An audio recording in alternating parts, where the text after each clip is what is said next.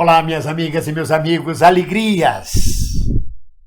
Eu continuo fora da minha casa habitual. No outro dia, uma inscrita perguntou: cadê a pimenteira, cadê as flores? Eu sinto falta. Eu disse: ela, infelizmente, eu não estou na minha casa. Eu estou de férias, como eu disse, e não tenho condições de ter melhores apresentações de vídeo e som do que estes que eu estou oferecendo a vocês. Mas eu não quero parar, eu não quero tirar férias e ficar enquanto o circo pega fogo. Porque a minha alegria do palhaço é ver o circo pegar fogo.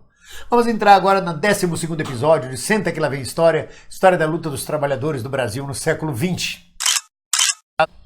O 1º de maio de 1919, que nós vimos no vídeo passado, foi muito importante.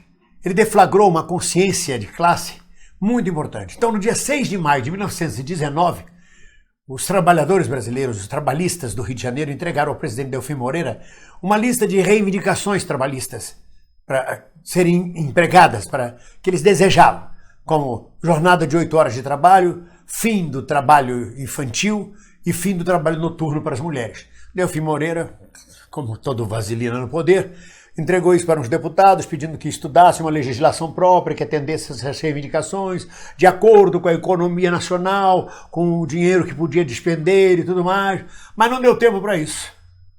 Logo depois, 300 marítimos das docas do Rio de Janeiro entraram em greve. E foi um Deus nos acuda, porque enquanto as docas tentavam controlar a greve dos marítimos, explodiram várias outras greves de testas, sapateiros, empregados de hotéis, de bares, de restaurantes, de manufaturas, metalúrgicos.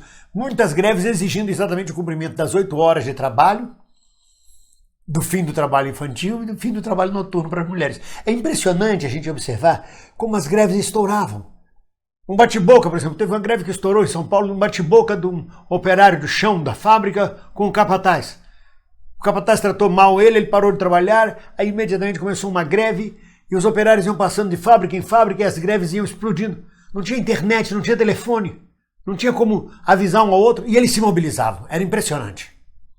Então as greves de maio, que se estenderam até junho e até 21 de julho de 1919, conseguiram ser vitoriosas. A maioria absoluta dos patrões concordaram com as reivindicações dos trabalhadores. E foi conquistado, portanto, há 100 anos atrás, a jornada de 8 horas de trabalho, 48 horas semanais de trabalho. O fim do trabalho infantil, o fim do trabalho noturno para mulheres. Conquistas que vão se perdendo atualmente. E é impressionante a cordeirice da classe trabalhadora, a mortificação, o anestesiamento de trabalhadores que outrora foram tão lutadores, tão combativos, e que agora veem os seus direitos trabalhistas acabarem, desaparecerem, e não movem uma palha, e como cordeiros, como gado para batedouro, caminham. Eu fico impressionado com isso. Onde foi parar esse espírito de luta? O que aconteceu neste século? Isso é motivo para uma grande análise, para várias análises. Não sou eu que me proponho a isto. Enfim, em maio também, junho de 1919, foi convocada a primeira conferência do Partido Comunista, a criação de um Partido Comunista no Brasil.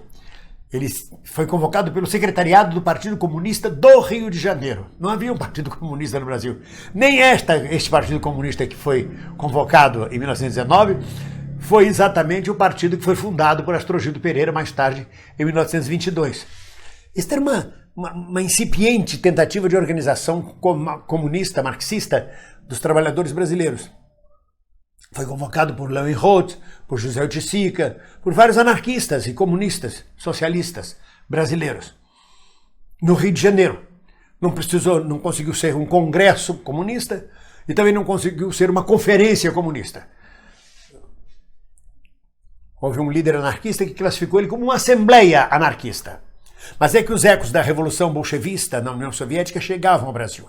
E a sensação que os líderes anarquistas, socialistas, trabalhadores brasileiros tinham é de que a Revolução seria mundial. Que assim que acabasse o bloqueio dos russos brancos, dos capitalistas contra a União Soviética, que a Rússia conseguisse ser vitoriosa, a Revolução Mundial aconteceria no máximo em 5 ou 10 anos, como afirmou um líder anarquista da época, pedindo que a classe operária se preparasse para uma Revolução Mundial contra o capitalismo. Tinham eles, então, na época dessas greves, a visão de que bastava de greve em greve, até a greve geral, que se daria, então, a derrocada do capitalismo. e seria substituído por um Estado anarquista. Pelo fim do Estado, para dizer a verdade, pelo fim das classes sociais, das propriedades privadas, pela repressão a qualquer coisa que tivesse a ver com entidades repressivas do sistema capitalista, como a religião, por exemplo. E o curioso é que eles eram tão moralistas quanto são hoje os fundamentalistas religiosos. Eles pregavam o fim do álcool, o fim do fumo, o fim de todos os vícios que prejudicavam a classe trabalhadora. Mas é claro que chamaram José Oiticica para presidir a Assembleia. E o Oiticica era anarquista. O Oiticica falou, eu vou, mas eu não sou presidente de nada. Eu vou porque me chamaram, mas eu não me comprometo a nada. E não se comprometeu. Chegou da tribuna, fez um discurso maravilhoso, um discurso anarquista, pregando o amor livre, pregando o fim das classes sociais. O professor José Oiticica realmente foi fantástico. Esse congresso, essa conferência comunista realizada no Rio de Janeiro em 1919, acabou naquele momento não dando em nada. Ou deu em alguma coisa. Ficou estabelecido que seria redigido um manifesto comunista explicando ao povo e aos trabalhadores o que seria o comunismo, o que seria um regime marxista-leninista implantado no Brasil. E ficou a cargo do secretariado de São Paulo. São Paulo, por causa das grandes greves que estavam acontecendo em 1919, não conseguiu organizar o Partido Comunista de São Paulo, mas conseguiu um secretariado. Ficou a cargo deles redigir esse documento, manifesto. O Leeuwenhoek ficou encarregado também de redigir esse manifesto, que depois seria enviado a todos os delegados que participaram do Congresso Comunista no Rio de Janeiro. Participaram delegados de Alagoas, da Paraíba, de Pernambuco, do Ceará, do Rio Grande do Sul, de São Paulo, de vários estados brasileiros. Eu não sei como é que isso se dava. Eu não sei se o cara era da Paraíba, estava passando pelo Rio de Janeiro, eu vou para o Congresso como delegado da Paraíba. Porque é difícil, você imagina, tinha que mandar telegrama para o sujeito, tinha que o sujeito pegar o navio, vir para o Rio de Janeiro com despesas. É estranhíssimo, mas tinha delegados estaduais. Então ficou estabelecido que mais tarde esse manifesto seria distribuído a todos os delegados estaduais em todos os estados para discutirem a redação final do manifesto. No próximo episódio a gente vai ver como se deu a continuidade da criação deste Partido Comunista do Brasil em 1919. Um abraço para todos. Olá, você gostou desse vídeo? Gostou desse canal? Então inscreva-se no nosso canal. Inscreva-se e não esqueça, depois de se inscrever, de tocar no sininho.